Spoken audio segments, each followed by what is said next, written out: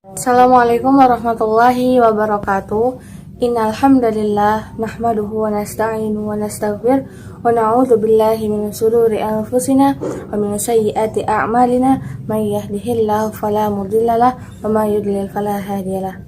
Asyhadu an la ilaha illallah wa asyhadu anna Muhammadan abduhu wa rasuluhu la nabiyya ba'da.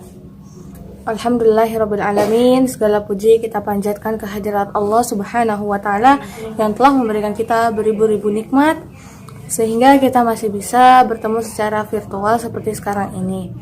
Salawat serta salam tak lupa kita haturkan kepada junjungan kita yaitu Nabi Muhammad SAW. Mudah-mudahan kita mendapat syafaat di yaumil akhir kelak. Amin ya rabbal. Pada kesempatan kali ini saya akan membahas mengenai masa lalu. Ya, siapa sih di antara kita yang tidak memiliki masa lalu? Pastikan memiliki masa lalu semua ya. Ada yang punya masa lalunya baik, yang membahagiakan, menggembirakan. Tapi ada juga sebagian dari kita yang memiliki masa lalu yang suram, masa lalu yang menyedihkan, masa lalu yang apabila ia ingin mengingatnya lagi, maka ia ingin segera untuk melupakannya gitu. Nah, tetapi teman-teman, yang jadi pertanyaannya, apakah masa lalu itu harus dilupakan? Jawabannya adalah tidak, teman-teman. Karena apa? Masa lalu adalah bagian dari kehidupan kita. Sebaik apapun, seburuk apapun masa lalu, tetap itu akan menjadi bagian dari hidup kita. Maka dari itu, kita tidak bisa untuk melupakan masa lalu. Yang bisa kita lakukan adalah berdamai dengan masa lalu. Nah, bagaimana caranya berdamai dengan masa lalu? Jika kita mengingatnya saja, itu sudah sangat menyakitkan gitu. Nah, saya punya tips dan trik bagaimana caranya berdamai dengan masa lalu. Yang pertama, selalu berpikir positif. Cara ini cukup efektif. Kalau misalnya kita lagi mengingat masa lalu, terus tiba-tiba itu bikin kita sedih. Nah, usahakan teman-teman berpikir positif. Kita usahakan berhusnuzon kepada Allah.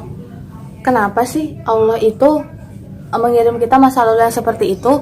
Oh, mungkin Allah itu sayang sama kita. Allah itu pingin kita menjadi pribadi yang lebih kuat lagi. Yang kedua, fokus pada hal-hal yang menyenangkan. Misalnya, kita senang dengan buku. Nah, kita fokuskan itu terus membaca buku, terus atau kita fokus kalau misalnya kita memasak, fokuskan kita untuk memasak. Misalnya, kita perlu liburan, ya tidak apa-apa. Sekali kita me time, mungkin kita bosan di rumah. Dan oh ya teman-teman, hindari tempat-tempat yang membuat kita itu merasa semakin mengingat masa lalu. Hindari tempat-tempat sepi, tempat-tempat yang akan membawa kita bernostalgia kepada masa lalu. Cara yang ketiga adalah bergaul dengan orang-orang yang pernah lepas dari masa lalu. Nah, ini juga merupakan cara yang efektif teman-teman, karena semakin banyak orang-orang yang mensupport kita untuk keluar dari masa lalu, maka akan semakin mudah kita untuk menyembuhkan rasa trauma di masa lalu kita. Cara selanjutnya yaitu menyibukkan diri dengan hal-hal yang positif.